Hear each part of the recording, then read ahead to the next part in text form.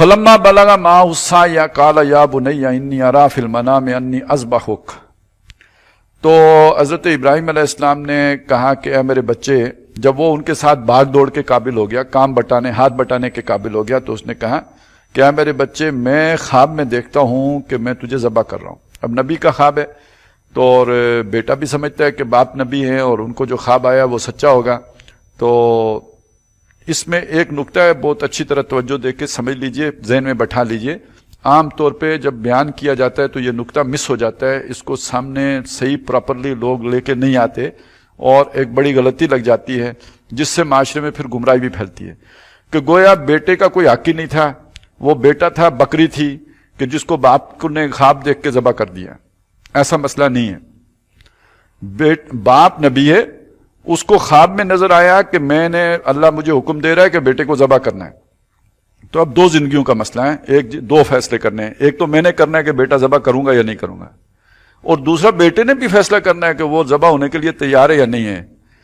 جیسے کوئی مجھے کہے کہ بھائی میں نے خواب میں دیکھا ہے کہ تم نے کوئی جو ہے نا وہ فلانی جگہ دکان کھولنی ہے، تو یہ میری مرضی ہے نا اس کے خلاف خواب پہ عمل کروں یا نہ کروں. یہ تو اس نے اپنا خواب مجھے پہنچا دیا. یہ میرے ساتھ فی الواقع ہوا. ہمارے دادا جی فوت ہو گئے تو ہم نے وہ جو کچھ لوگ کرتے ہیں وہ نہیں کیا. تو ایک بڑے بزرگ آ گئے، کوئی 7ویں 8ویں دن کے، وہ میرے خواب میں آئے، بہت رو رہے تھے، بہت پریشان تھے، بہت ہی اذیت میں تھے. کہہ رہے تھے میرے کسی نے چاول بھی نہیں پکائے تو تم پکا دو. تو میں نے کہا جی آپ اپنے گھر میں پکا لیں، ہمیں تو کوئی اعتراض نہیں ہے. ہم نے تو اس طرح اب تو یہ ہم نے فیصلہ کرنا ہے کہ بھئی آپ نے جو خواب دیکھا ہے اس پر عمل کرنا ہے یا نہیں کرنا. تو حضرت ابراہیم علیہ السلام نے خواب دیکھا. خواب دیکھنے کے بعد وہ بیٹے کے پاس گئے اور خواب بیان کرنے کا مطلب یہ تھا بیٹا میں تیار ہوں، حکم ہم دونوں کو ہے، تو میں تیار ہوں. فانظر ماذا ترى، اب تو دیکھ تیرا کیا خیال ہے. یہ والی بات یعنی جتنی اس کو زور دینے کی ضرورت ہے کہ ابراہیم علیہ السلام نے اتنی بڑی قربانی دی، جو قربان ہونے کے لیے تیار ہو گیا اس کی کوئی قربانی نہیں ہے. فانظر ماذا ترى، یہ اتنا بڑا اعزاز. اصل میں یہ ہے وہ بات جس کی وجہ سے پھر ان کی نسل میں محمد رسول اللہ ہیں.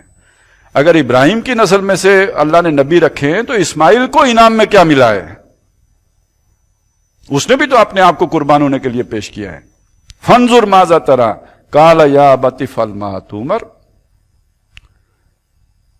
انہیں تو پھر سوچنے کا موقع ملا، خواب دیکھا ہے، سوچا ہوگا، پھر آ کے بیٹے کے سامنے رکھا ہے.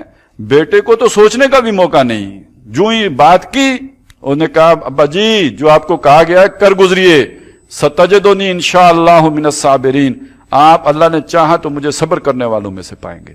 اب وہ حلیم کا مطلب آ گیا نا بیچ میں. اب اس کو ذہن میں رکھ کے ذرا سورہ بقرہ کے وہ اس میں جائے نا جہاں پہ حضرت ابراہیم کا ذکر آتا ہے وَمَن يَرْغَبُ عَن مِلَّةِ إِبْرَاهِيمَ إِلَّا مَن سَفِهَ نَفْسَهُ وَلَقَدِ اصْطَفَيْنَاهُ فِي الدُّنْيَا وَإِنَّهُ فِي الْآخِرَةِ مِنَ الصَّالِحِينَ إِذْ قَالَ لَهُ رَبُّهُ أَسْلِمْ قَالَ أَسْلَمْتُ لِرَبِّ الْعَالَمِينَ. جب اس کے رب نے اسے کہا مان، اس نے کہا میں مانتا ہوں. تو یہ ہے اصل میں اسلام. یہ صرف کلمہ پڑھنے کا نام نہیں ہے. جو حکم سامنے آتا گیا اس کے سامنے گردن جھکاتے گئے جاؤ، یہ اسلام ہے. چنانچہ آگے فرمایا فلما اسلما، جب وہ دونوں اسلام لے آئے تو کیا پہلے مسلمان نہیں تھے؟ پہلے بھی مسلمان تھے.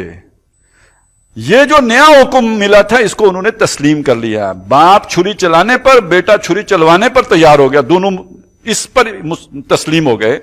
فلما اسلما وتلہ للجبین، اور باپ نے بیٹے کو پیشانی کے بل لٹا دیا. اب یہ بھی ایک قرآن مجید نے ایک اشارہ دیا کہ یہ اللہ کا حکم سمجھ کے ہو رہا تھا.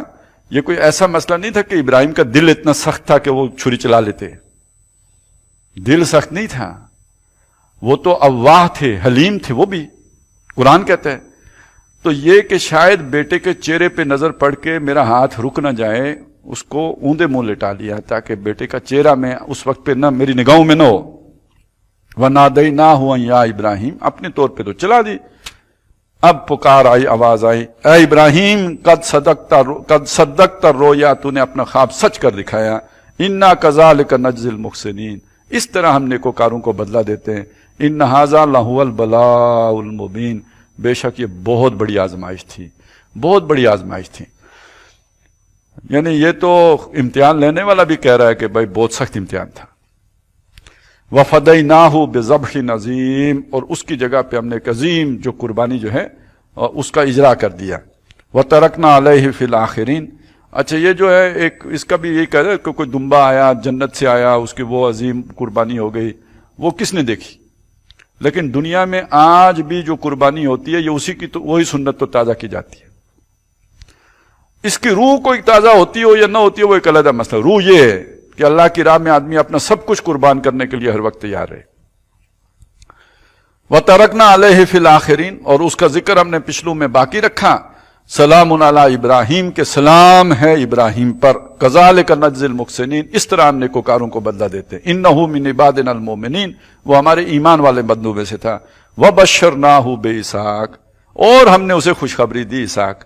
اچھا اتنے واضح انداز میں قرآن مجید نے اس پورے واقعے کو نقل کیا ہے. اچھا یہودیوں کو تو چھوڑے نا، وہ تو قرآن کو مانتے ہی نہیں. وہ اگر یہ کہتے ہیں کہ ذبیح اللہ اسحاق تھے تو چلیں ان کی تعصب کہہ لیں یا جو بھی ان کی غلط فہمی کر لیں.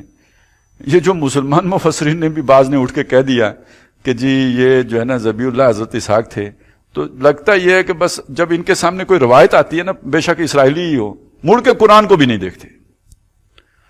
ان کے یہ تشریح کا اور جو بھی وہ ہے نا تفسیر کا اصول کوئی ایسا ہے کہ مڑ کے بے شک وہ تفسیر اگر قرآن کے خلاف بھی ہو جائے تو خیر ہے، چونکہ ہمارے پاس ایک روایت آ گئی ہے ایسی واضح بات کے خلاف بات. وہ تو پھر پورا ایک رسالہ لکھنا پڑا مولانا حمید الدین فرائی کو، ذبیح اللہ کون، اور اس میں پھر انہوں نے ثابت کیا کہ یہ حضرت اسماعیل ہیں. نہیں تو اس سے پہلے تو یہ بحثیں چلتی رہی ہیں کہ بھئی حضرت اسماعیل ہیں کہ حضرت اسحاق ہیں. وَبَشَّرْنَاهُ بِإِسْحَاقَ نَبِيًّا مِنَ الصَّالِحِينَ، وہ نیک بختوں میں سے نبی تھے.